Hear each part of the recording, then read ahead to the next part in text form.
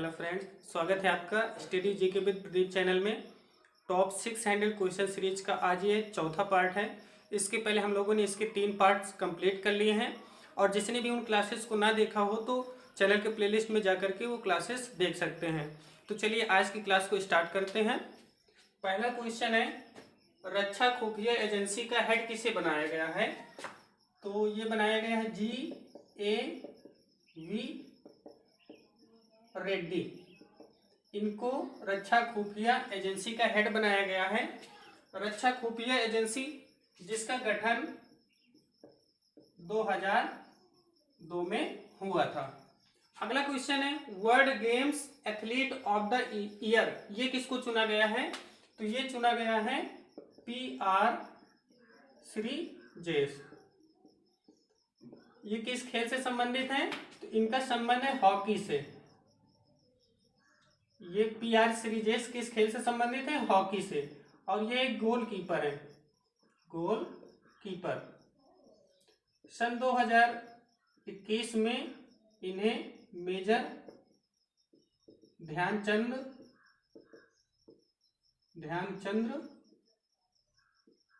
पुरस्कार भी दिया गया है। सन 2021 में इन्हें मेजर ध्यानचंद पुरस्कार दिया गया है।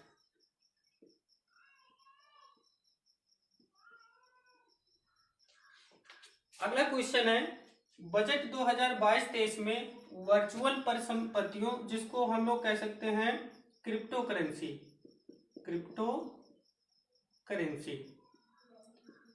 करेंसी के हस्तांतरण पर कितना टैक्स लगाने की घोषणा की है? और ये घोषणा की है हमारी जो वित्त मंत्री है निर्मला सीतारमण जी। उन्होंने घोषणा की है कि जितनी भी क्रिप्टो करेंसीज हैं उनके हस्तांतरण पर यानी ट्रांसफर पर कितना टैक्स लगाएंगे? 30%। क्रिप्टो करेंसी इसका एग्जाम्पल है बिटकॉइन जिसके जनक हैं संतोषी नाकामोटो, जिन्होंने 2009 में क्रिप्टो करेंसी बिटकॉइन नाम से बनाई थी। भारत का पहला जियो पार्क कहाँ स्थापित किया जाएगा? जियो पार्क अर्थात भू पार्क, तो ये स्थापित किया जाएगा जबलपुर मध्य प्रदेश। और कहां पर? नर्मदा नदी के तट पर। नर्मदा नदी के तट पर जबलपुर में भारत का पहला जियो पार्क, जिसको हम भू पार्क बोल सकते हैं, की स्थापना की जाएगी। बजट 2022-23 के अनुसार अगले 3 वर्षों में कितनी उत्कृष्ट वंदे भारत ट्रेन का निर्माण किया जाएगा? तो इनकी संख्या पूछी जा रही है। तो टोटल 400 उत्कृष्ट वंदे भारत ट्रेन का निर्माण किया जाएगा। पहली वंदे भारत ट्रेन कब चली थी? 2019 में दिल्ली और वाराणसी के बीच में चली थी। अगला क्वेश्चन है, वन क्षेत्रफल के मामले में भारत की रैंक क्या है? विश्व स्तर पर भारत की रैंक क्या है? तो इसमें भारत की रैंक है तीसरी, यानी पूरे विश्व में वन क्षेत्रफल वृद्धि के मामले में वन क्षेत्रफल वृद्धि के मामले में भारत की रैंक क्या है? तीसरी रैंक है। पूरे विश्व में वन क्षेत्रफल में भारत की रैंक 10वीं है, यानी पूरे विश्व में जो वनों का क्षेत्रफल है उस क्षेत्रफल के अनुसार भारत की रैंक क्या है? 10वीं है। अगर इसी को परसेंटेज में देखें तो विश्व का 2% वन भारत में है, यानी वन क्षेत्रफल अगर परसेंट में देखें तो भारत में कितने परसेंट है? 2%। और वन क्षेत्रफल में भारत की रैंक क्या है? 10वीं। वन क्षेत्रफल में वृद्धि के मामले में भारत की रैंक क्या है? तीसरी। इसी तरह अगला क्वेश्चन है, विश्व आर्द्र भूमि दिवस, जिसको हम वेटलैंड भी बोल सकते हैं, तो ये कब मनाया जाता है? ये मनाया जाता है 2 फरवरी को। कब मनाया जाता है? 2 फरवरी को। 2 फरवरी 1971 ईरान का एक प्लेस है रामसर। कहाँ है? ईरान में। यहीं पर एक सम्मेलन हुआ था। ये सम्मेलन किस लिए हुआ था? दुनिया भर में जितनी भी आर्द्र भूमियां हैं उनके संरक्षण के लिए 1971 में रामसर नामक स्थान जो कि ईरान में है, यहाँ पर एक सम्मेलन हुआ था। तो इसी की याद में 2 फरवरी को विश्व आर्द्र भूमि दिवस मनाया जाता है। भारत में इस समय टोटल रामसर साइट, कुल रामसर साइट भारत में वर्तमान में 75 है। कितनी है? 75 है। अगर पूछा जाए कि मैक्सिमम किस राज्य में है, तो मैक्सिमम है तमिलनाडु राज्य में। मैक्सिमम कहाँ है? तमिलनाडु राज्य में। और अगर पूछा जाए पहली रामसर साइट कौन सी है, तो पहली रामसर साइट है चिल्का झील।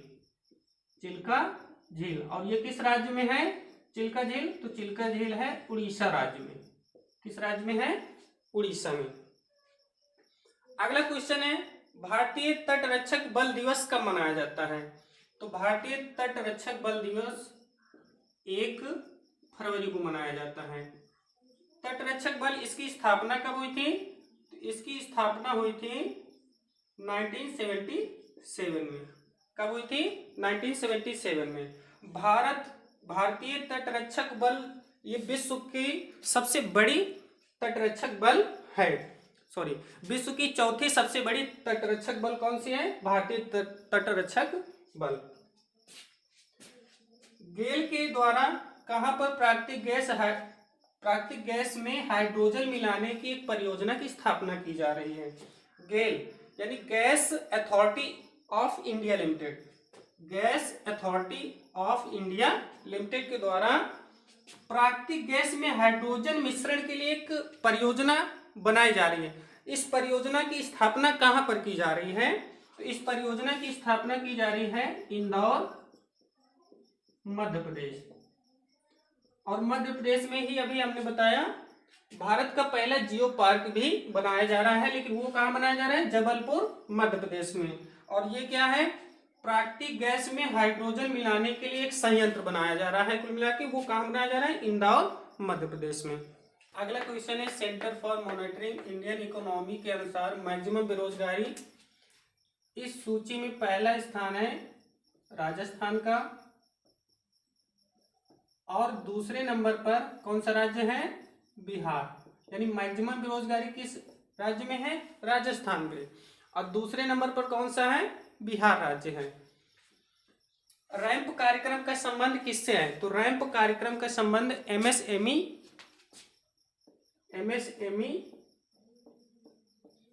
के विकास से संबंधित है। यानी रैंप कार्यक्रम का संबंध किससे है? एमएसएमई के विकास से। रैंप का फुल फॉर्म क्या है? Raising and accelerating MSME performance. यानी रैंप का फुल फॉर्म क्या है? Raising and accelerating MSME performance. MSME के विकास से संबंधित कार्यक्रम है रैंप। एमएसएमई मंत्रालय है, उस मंत्रालय के मंत्री कौन है? नारायण राव। इसके लिए अनुमानित लागत कितनी रखी गई है? अनुमानित लागत, तो इसके लिए अनुमानित लागत रखी गई है 6000 करोड़। इसके लिए अनुमानित लागत कितनी है? 6000 करोड़। इसी तरह अगला क्वेश्चन है पीएम डिवाइन का संबंध किससे है? यानी पीएम डिवाइन योजना का संबंध किससे है? तो इस योजना का संबंध है पूर्वोत्तर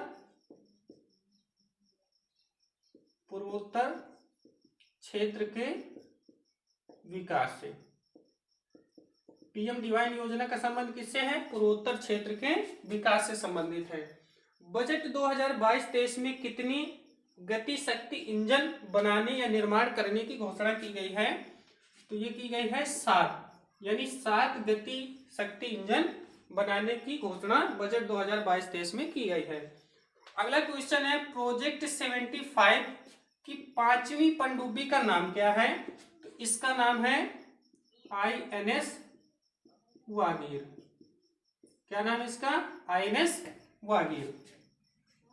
प्रोजेक्ट 75 इसके तहत 6 स्कॉर्पियन श्रेणी की पनडुब्बी का निर्माण होना है। यानी प्रोजेक्ट 75 के तहत कितनी स्कॉर्पियन श्रेणी की पनडुब्बी बनेगी? 6 स्कॉर्पियन श्रेणी की पनडुब्बी बनाई जाएंगी। और ये समझौता किन किन देशों के बीच में है? तो ये समझौता फ्रांस और इंडिया के बीच में है। यानी प्रोजेक्ट 75 के लिए भारत ने किसके साथ समझौता किया? फ्रांस के साथ समझौता किया है। इसके तहत 6 स्कॉर्पियन श्रेणी की पनडुब्बी का निर्माण होना है। उसमें 5वीं पनडुब्बी कौन सी है? आईएनएस वागीर। इसमें से पहली कौन सी थी? आईएनएस कलवरी। दूसरी है आईएनएस खांडेरी, आईएनएस खांडेरी। तीसरी है आईएनएस करंज, आईएनएस करंज। चौथी है आईएनएस वेला और 5वीं है आईएनएस वागीर।